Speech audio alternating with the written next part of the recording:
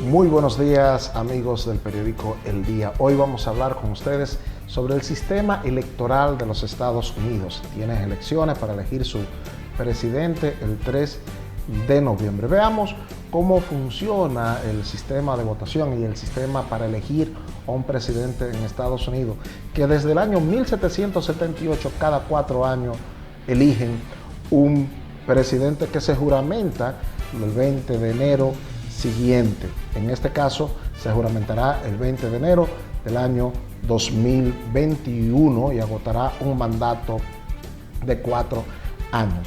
Pero ¿cómo funciona el sistema electoral de los Estados Unidos? El sistema electoral de los Estados Unidos es diferente al que utilizamos aquí en la República Dominicana, pues el presidente no se elige por el voto directo, por lo que se puede dar el caso de que quien gane el voto popular no resulte electo, como ha ocurrido en varias oportunidades, siendo los dos últimos casos en el año 2016 y en el 2020. El presidente de los Estados Unidos se elige en una asamblea formada por 538 electores. Esta cifra se desprende de la cantidad de representantes en el Congreso que tienen los diversos estados, más los 3 delegados, los representantes que tiene el estado de Columbia, que no tiene senadores. Son, por lo tanto, 100 senadores, 2 senadores por cada estado, son 50 estados, son 100 senadores, más 435 representantes. En la República Dominicana lo conoceríamos como diputados. La cantidad de representantes que tiene cada estado está dictada en función de la población. Por lo tanto, el estado de mayor población tiene más representantes. Todos tienen por igual 2 senadores, pero los representantes son en función de la cantidad de personas que tienen. El estado Columbia no es considerado como un estado, por lo tanto no tiene senadores, y su representación en el Congreso son 3 representantes. La representación entonces, por tanto, de cada voto electoral, la cantidad de voto electoral en cada estado, lo da la sumatoria de los senadores más los representantes. Por ejemplo, el estado de Nueva York, que tiene 29 votos electorales, son porque tiene 2 senadores y 27 representantes. El estado de California, el más grande, que de los Estados Unidos más poblado, tiene 55 votos electorales, que son 2 senadores más 53 representantes.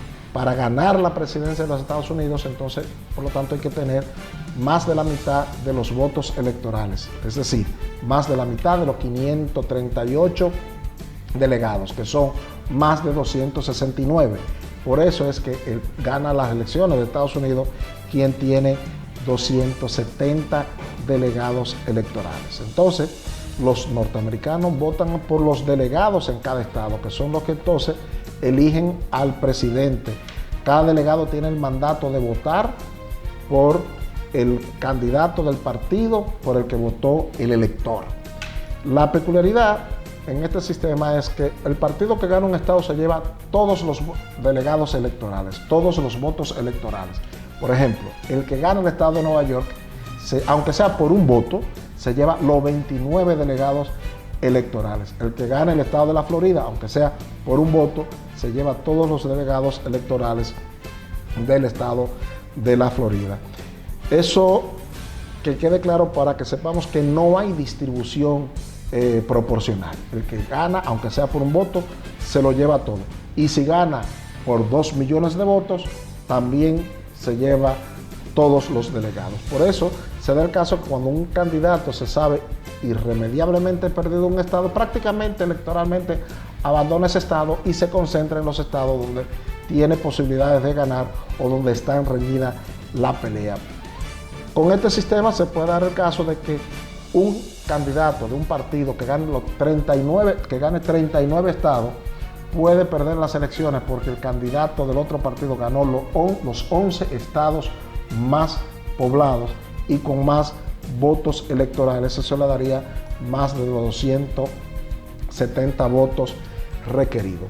Pero ¿qué pasaría si ninguno de los candidatos obtiene 270 votos, los 270 votos electorales mínimos requeridos. Bueno, ahí se iría a la enmienda número 22 de los Estados Unidos, entonces lo escogería el Congreso de los Estados Unidos. ¿Y cómo votaría el Congreso de los Estados Unidos? Bueno, para escoger el presidente, entonces se tienen que reunir todos los legisladores de cada estado, léase, los diputados o representantes, que como le dicen, más los senadores. Entre ellos escogerán por quién van a votar y con una mayoría simple se decide, y ese es el voto de ese estado.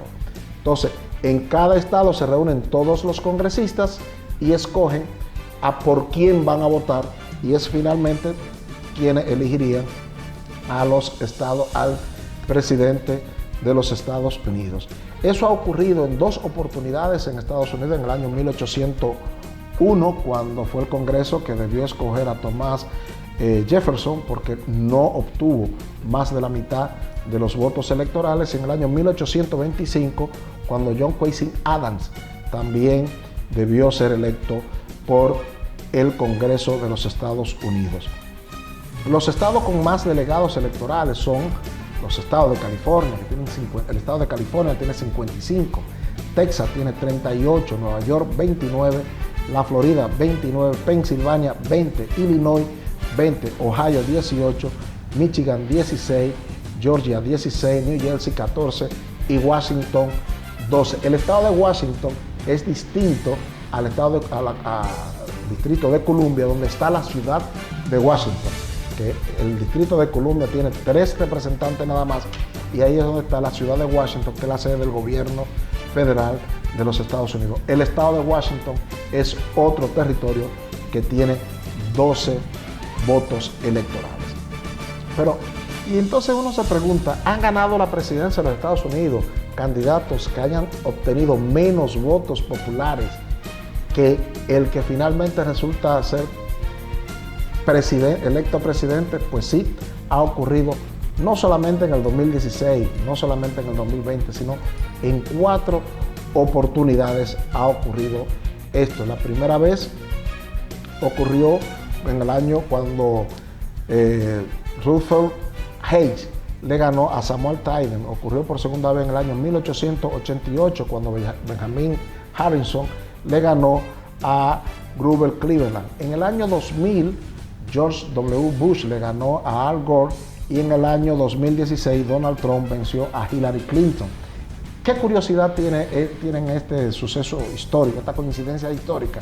Que los 4 candidatos que han ganado la presidencia de los Estados Unidos, aún habiendo perdido el voto popular, han sido candidatos republicanos. Por supuesto, los 4 que han perdido han sido candidatos demócratas.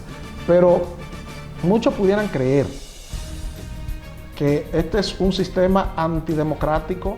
Bueno, desde nuestra óptica, que tenemos un sistema de una persona, un voto, sí.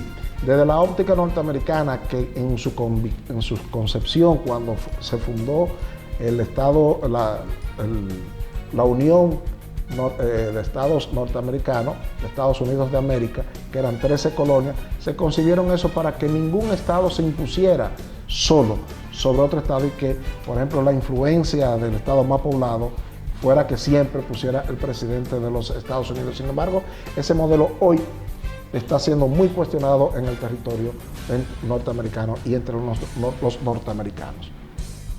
¿Cuáles partidos participan en las elecciones norteamericanas? Muchos pudieran creer que existen el Partido Demócrata y el Partido Republicano. Pues no, hay más partidos que están participando en la elección. Hay 15 candidatos a la presidencia de Estados Unidos.